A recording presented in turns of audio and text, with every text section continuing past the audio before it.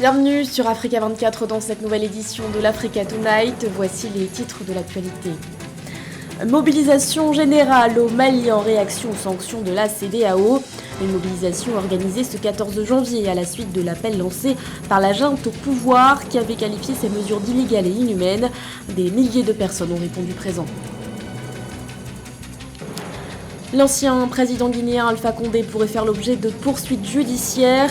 Des instructions ont été données en ce sens au ministère public en lien avec des faits présumés de meurtre notamment commis pendant la période 2010-2020. Et puis la mise en place d'un programme ambitieux pour améliorer la performance économique du Maroc. C'est ce que préconise la Banque mondiale dans un rapport paru ce mercredi. Les détails à suivre dans ce journal. Ils étaient ce 14 janvier des milliers à clamer leur mécontentement dans les rues du Mali. Une mobilisation qui fait suite à l'appel de la junte au pouvoir lancé en réaction aux sanctions prises par la CEDEAO le 9 janvier. Des sanctions drastiques aux lourdes conséquences pour une économie déjà fragilisée par une crise sécuritaire et politique. Solène Duplessis. Les sanctions prises par la CEDEAO le 9 janvier au Mali ne passent pas au sein de la population. Répondant à l'appel de la junte au pouvoir, les Maliens sont descendus nombreux dans les rues à travers le pays pour manifester contre ces mesures jugées illégales et illégitimes par le gouvernement de la transition. Les dirigeants ouest-africains reprochent à la junte militaire le prolongement de la durée de la transition. Le gouvernement prône quant à lui la souveraineté du pays face aux pressions internationales. Ces mesures illégales et illégitimes visent trois objectifs. Déstabiliser les institutions, déstabiliser l'armée malienne, déstabiliser le Mali. Ces militaires-là agissent dignement au nom du peuple souverain du Mali, au nom de notre patrie souveraine. Cela est extrêmement important. C'est aussi des lieux de dire à la France et à son syndicat des chefs d'État de la CEDEAO.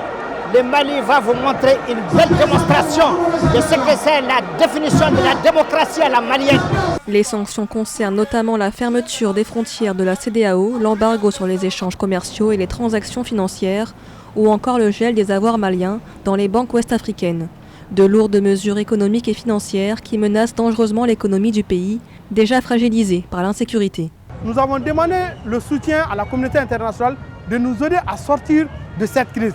Mais malgré tout cela, on nous a sanctionnés en fermant les frontières aériennes et terrestres pour asphyxier le peuple malien. Et c'est ce qui a poussé le peuple malien aujourd'hui à sortir. Des pays comme la France et les États-Unis ont apporté leur soutien aux sanctions ouest-africaines, des sanctions qui pourraient être levées graduellement selon l'ONU si le gouvernement malien présente un calendrier électoral jugé acceptable. Le chef de la junte, le colonel Assimi Goïta, a quant à lui décidé de mettre au point un plan de riposte gouvernemental aux sanctions de la CEDEAO. Et sachez que ce plan de riposte a été validé par le Conseil supérieur extraordinaire de la défense nationale ce vendredi. Selon le porte-parole du gouvernement, le colonel Abdoulaye Maïga, l'objectif de ce programme n'est pas d'être dans une posture de bras de fer avec la CEDEAO et l'UEMOA. La rue grondait aussi en Tunisie. Ce 14 janvier, plus de 1000 personnes se sont mobilisées, bravant ainsi l'interdiction de manifester dictée par le pouvoir pour limiter la propagation du coronavirus. Les protestataires venus commémorer la chute de l'ancien président Ben Ali en 2011 se sont aussi rassemblés pour dénoncer les mesures fortes prises par le président Kais Saied. Solène Duplessis. Ce 14 janvier, la Tunisie commémorait l'anniversaire de la chute de l'ancien président Ben Ali en 2011. Commémoration sous fond de révolution, malgré un important dispositif policier, plus d'1 millier de personnes ont bravé l'interdiction de manifester ce vendredi à Tunis pour protester contre la dérive autocratique du président Kais Saied. Le président qui s'est arrogé les pleins pouvoirs en juillet dernier, les partisans du parti d'opposition Ennahda étaient eux aussi mobilisés.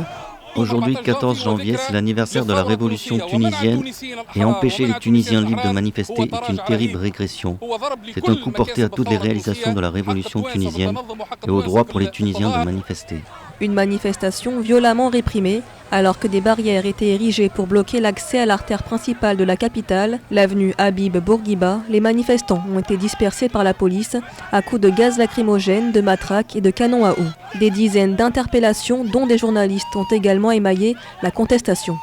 Nous avons le droit de manifester aujourd'hui, le 14 janvier, anniversaire de la Révolution pour laquelle sont morts d'honorables martyrs. Aujourd'hui, mes larmes ont coulé quand j'ai vu la Tunisie comme ça. C'est le comble de l'humiliation. L'armée et la police, le président Kais Saied n'a que la violence pour régner. Les autorités avaient décrété l'interdiction de manifester en raison de la résurgence de l'épidémie de Covid-19 dans le pays.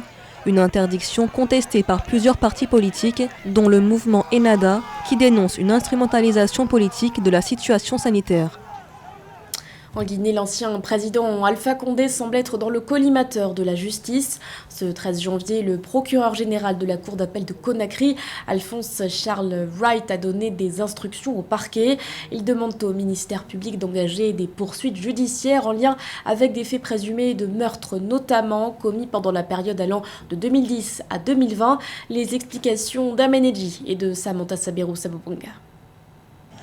L'ancien président guinéen Alpha Condé pourrait se retrouver devant la justice. Le 13 janvier 2022, le procureur général près de la cour d'appel de Conakry, Alphonse Charles Wright, a donné des instructions au parquet des tribunaux relevant de son ressort d'engager sans délai des poursuites judiciaires autour des faits de crimes présumés commis entre 2010 et 2020. Il est reproché, entre autres, des faits d'atteinte volontaire et involontaire à la vie, aux libertés, vol aggravé, entre autres. Je vous instruis, en vos qualités respectives, d'engager sans délai ou faire engager les poursuites judiciaires ou de saisir la juridiction ou les juridictions compétentes autour des faits présumés commis par des personnes qui restent à identifier par la procédure d'appel à témoins ou d'audition des victimes directes ou indirectes. En raison de la dégradation de son état de santé, l'ex-président Alpha Condé, déchu le 5 septembre 2021, a été autorisé le 31 décembre à quitter le territoire pour des examens médicaux à l'étranger. Il doit y passer un mois selon l'autorisation délivrée par la transition, sauf avis contraire de ses médecins traitants. Aucune information véritable n'a été donnée sur son état de santé. Si aujourd'hui les victimes souhaitent qu'il y ait justice, je pense que c'est un principe de redevabilité et Alpha Condé, qui a eu la charge de diriger le pays, doit quand même s'expliquer. Il y a eu des manquements dans sa gestion, que ce soit au niveau des droits humains, que ce soit au niveau économique. Donc il y a cette nécessité de faire la lumière sur la gestion d'Alpha Condé. Ce n'est pas une chasse aux sorcières, c'est aussi un moyen de garantie de non-répétition pour l'avenir. Début décembre 2021, une quarantaine de citoyens ont déposé une plainte contre Alpha Condé au tribunal de première instance de Dissine à Conakry pour les crimes commis sous son règne. Plus de 400 Guinéens sont par ailleurs tombés sous les balles entre 2010 et 2020 selon l'opposition. Dans l'actualité également, des chiffres effarants. Depuis début janvier, au moins 108 civils ont été tués lors de frappes aériennes qui ont ciblé la région du Tigré en Éthiopie. C'est ce qu'ont révélé les Nations Unies par la voix de Elisabeth Trossel, la porte-parole du Haut-Commissariat des Nations Unies aux droits de l'homme. La diplomate précise que ces bombardements, qui ont également fait 75 blessés, auraient été menés par les forces aériennes éthiopiennes. Rappelons que le raid le plus meurtrier s'est produit à Dédébit. Survenu le 7 janvier, il a fait 59 morts. Comment le Maroc peut-il renforcer sa croissance économique? Un sujet sur lequel a planché la Banque mondiale qui, dans un rapport paru ce mercredi, donne au Royaume quelques recommandations. L'institution préconise notamment la mise en place d'un programme de réforme ambitieux, centré entre autres sur l'amélioration de la productivité des entreprises et la création d'emplois. Marie-Raphaël Antolo. La Banque mondiale appelle le Maroc à mettre en place un programme de réforme ambitieux au bénéfice de son économie. Pour l'institution, un tel programme permettra au Royaume du Maroc de parvenir à une croissance généralisée et à la création d'emplois. Elle va également favoriser, selon l'institution, le déblocage du potentiel de productivité du pays.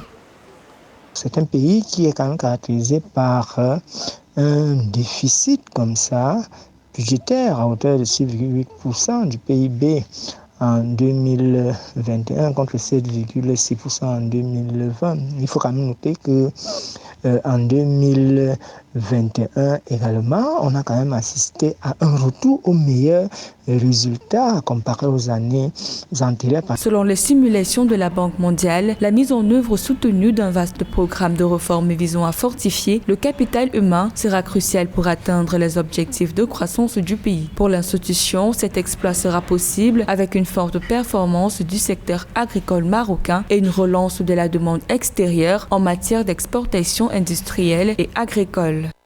Je pense qu'il faut plutôt rentrer un peu à l'endogénéisation de l'agriculture marocaine, essayer de faire de l'agriculture marocaine un levier de la croissance économique. Selon les rapports de la Banque mondiale, le Maroc, après avoir culminé à environ 6,4% en 2020, le taux de pauvreté pourrait s'accroître jusqu'à 2023 avant de revenir au niveau de 2019, et ce malgré les effets des programmes de transfert monétaire. Dans le reste de l'actualité, un point sur la situation sanitaire en Afrique avec ces nouvelles données fournies par les centres africains de contrôle et de prévention des maladies. Les CDC Afrique ont affirmé ce vendredi que le continent avait dépassé les 10 240 000 cas de Covid-19, et ce à l'heure où le variant Omicron continue de gagner du terrain. Quant au nombre de décès liés à la maladie, ils sont estimés à plus de 233 000. Parmi les États les plus touchés par l'épidémie, l'Afrique du Sud, le Maroc, la Tunisie mais aussi l'Éthiopie. L'agence de santé précise également que l'Afrique centrale reste la région la moins touchée. L'actualité sportive à présent avec la victoire du Nigeria face au Soudan dans le cadre de la CAN 2022. Les Super Eagles ont largement dominé cette rencontre organisée ce samedi 15 janvier à Garoua. Le premier but de la rencontre a été inscrit à la 3e minute par Samuel Chukwueze. À la 45e minute, Taiwo Awoniyi a doublé la mise et Moses Simon s'est illustré une minute plus tard. Le Soudan a tout de même réduit l'écart avec un but de Walidine Safour à la 70e minute. Score final 3-1. Et la compétition se poursuit ce dimanche avec une série de matchs. Au programme, le Mali affrontera la Gambie à 14h locale au stade de Limbé, suivi de la rencontre Tunisie-Mauritanie, puis le face-à-face Côte d'Ivoire-Sierra Leone se jouera à 17h locale au stade Japoma de Douala.